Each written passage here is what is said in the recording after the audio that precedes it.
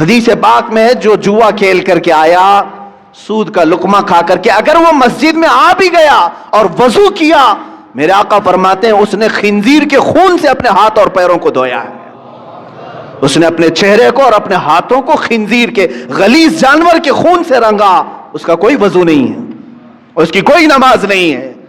اے مسلمانوں، کیا تم یہ چاہتے ہو کہ تمہاری عبادتیں منہ پر مار دی جائیں؟ بچوں کو آج مجھے بیدار کرنے کی ضرورت ہے، اس لیے میں نے آج گفتگو کی. اے میرے عزیزو، یہ دنیا جو تماشے دکھا رہی ہے یہ تماشے ہیں. یہ جو دنیا لہو و لعب کی باتیں کر رہی ہے، قرآن نے بہت پہلے فرما دیا انما الحیات الدنیا لہو و لعب.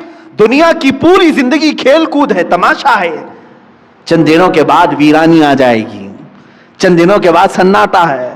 بعض بزرگوں نے یہ فرمایا پوری دنیا کی مثال اسٹیڈیم کی طرح ہے، کھیل کی طرح ہے. پلیئرز آ رہے ہیں، لوگوں کے دیکھنے کی بھیڑ جمع ہے، آوازیں ہو رہی ہیں.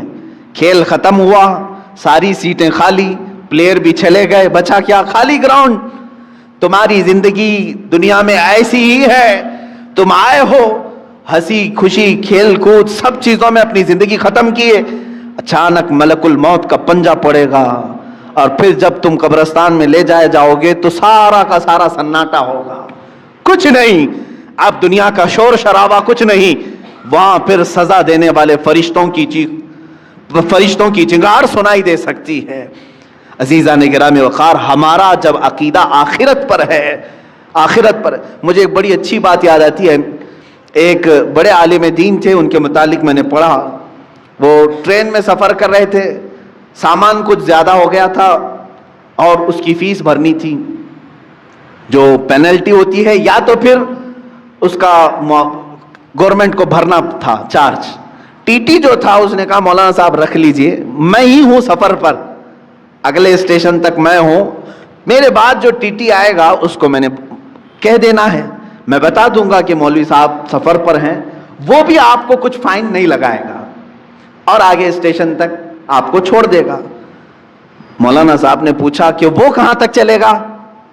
آپ تو اگلے اسٹیشن تک جائیں گے، میرے سامان کی کوئی پوچھ تاچھ نہیں ہوگی. دوسرا ٹی ٹی آئے گا جس کو آپ بولے گے وہ کہاں تک جائے گا؟ کہا ٹرین جہاں تک جائے گی وہ ٹی ٹی رہے گا. تو انہوں نے کہا نہیں، مجھے اور آگے تک جانا ہے، مجھے اور آگے تک جانا ہے. کیا وہ ٹی ٹی وہاں تک آئے گا؟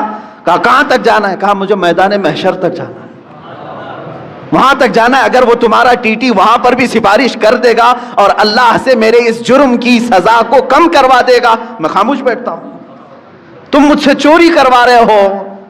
انہوں نے اپنا وہ معاوضہ بھر دیا، اور ظاہر سی بات ہے اس ٹی ٹی کے دل میں بھی خوف خدا ایسا آیا، اس نے خود بیان کیا اس کے بعد زندگی بھر کبھی میں نے حرام لقمے کی طرف ہاتھ نہیں بڑھایا. ہمارے اسلاف اور ہمارے بزرگوں نے ہمیں یہ سکھایا ہے. آج امت کے پاس حلال لقمے بہت سارے ہیں. شیخ علی دقاق رحمۃ اللہ تعالی علیہ کی ایک حکایت میں نے پڑھی تھی. یہ پہاڑوں پر جا کر کے عبادت کرتے تھے. ایک دن پہاڑوں کے اوپر یہ لکڑیاں کاٹنے کے لیے بھی جاتے تھے، لا کر کے بیچتے تھے کاٹ کر کے. ایک دن دیکھا ایک تھیلا وہاں پڑا ہوا ہے، تھیلی چھوٹی سی، اور اس کو ہلا کر کے دیکھا تو سونے کے سکے تھے، اشرفیاں تھیں. ظاہر سی بات ہے راستے میں اگر کسی کو سونے کی اشرفیاں مل جائیں تو اس کے کیا ہے، وارے نیازیں ہیں. اور انہوں نے اٹھایا، کہا کہ دل تو نہیں چاہتا کہ اس میں سے میں اپنے لیے کھاؤں، یہ لقطہ ہے، لقطہ کے احکام الگ ہیں شریعت. انہوں نے کہا میں یہ کسی مستحق کو دے دوں گا. لے لیا، دل میں ذرا برابر خرابی نہیں آئی.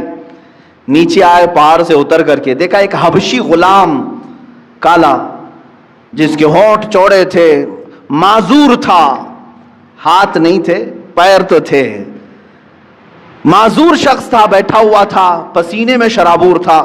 شیخ علی فرماتے ہیں مجھے لگا اس سے زیادہ مستحق کون ہوگا، اس کے پاس کھانے پینے کی کوئی چیز نہیں، کچھ نہیں.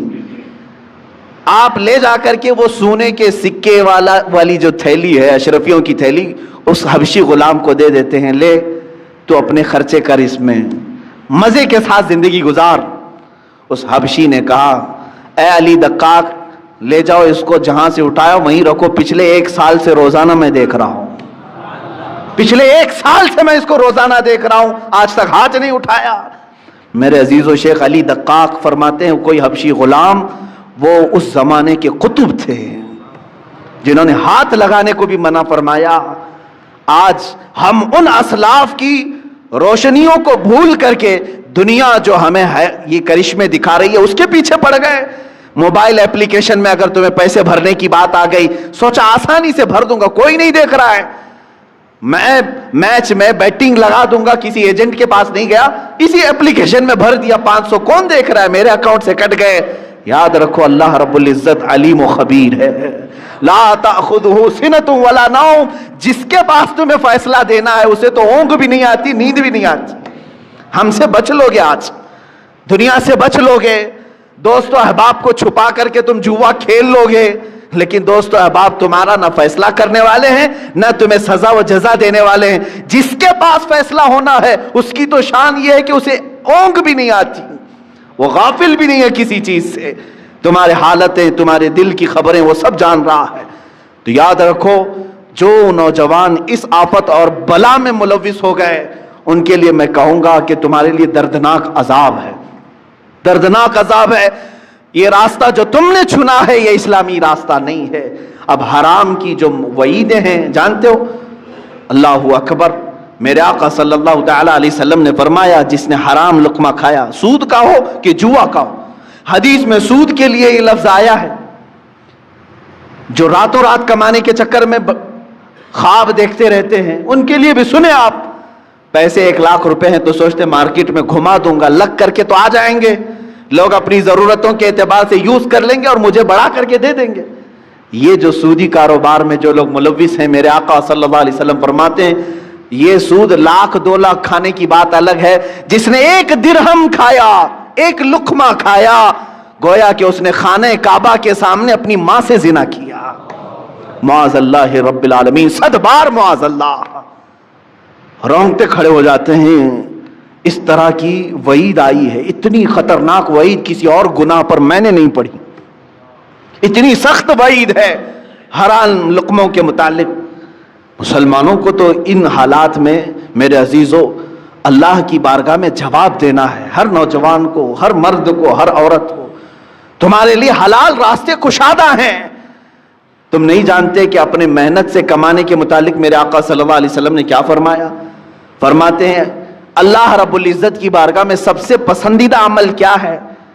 دیکھیں تقریباً اللہ تعالیٰ نے 1,24,000 کم و بیش نبیوں میں ایک لقب میرے آقا کو عطا فرمایا, اس لقب کے ساتھ کسی اور نبی کو نہیں بلایا گیا, حبیب اللہ, اللہ کا حبیب. حضور صلی اللہ علیہ وسلم کو کہا گیا حبیب اللہ, لیکن یہی لقب اللہ تعالیٰ نے ایک اور جگہ فرمایا. میرے آقا صلی اللہ علیہ وسلم فرماتے ہیں الکاسب حبیب اللہ, اپنے ہاتھ سے حلال کھانے والا بھی حبیب اللہ ہے.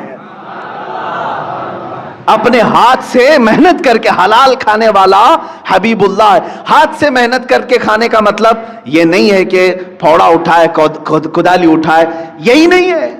ہاتھ سے محنت کرنے کے بہت سارے معاملات ہیں. تم آفس میں بیٹھ کر کے ورک کر رہے ہو, یہ بھی محنت ہے تمہاری. تجارت کے دیکھ ریکھ کر رہے ہو, یہ بھی محنت ہے تمہاری.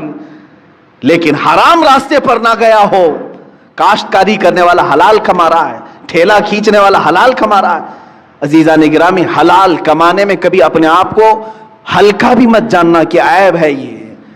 قلیوبی میں نے ایک حکایت پڑھی, اللہ اللہ, میرے آقا صلی اللہ تعالی علیہ وسلم کے متعلق, اے نوجوانوں تم راتوں رات بیٹھ کر کے پیسے لگا کر کے اپنے گھر میں حرام کے لیے دروازے کھول رہے ہو. میرے پیارے آقا صلی اللہ تعالی علیہ وسلم کے پیارے دیوانوں, امید ہے آپ کو یہ بیان پسند آیا ہوگا, تو ویڈیو کو لائک کریں اور اپنے دوستوں میں, رشتہ داروں میں شیئر ضرور کریں تاکہ ان کے عمل میں اضافہ ہو سکے اور ثواب دار حاصل کر سکے. اور اگر آپ ہمارے چینل پر نئے ہیں تو چینل کو سبسکرائب ضرور کر لیں اور آل کے بٹن پر کلک کر دیں تاکہ ہمارے آنے والی ویڈیو کا نوٹیفیکیشن آپ تک پہنچ سکے. تو ملتے ہیں اگلی ویڈیو میں. السلام علیکم ورحمۃ اللہ وبرکاتہ.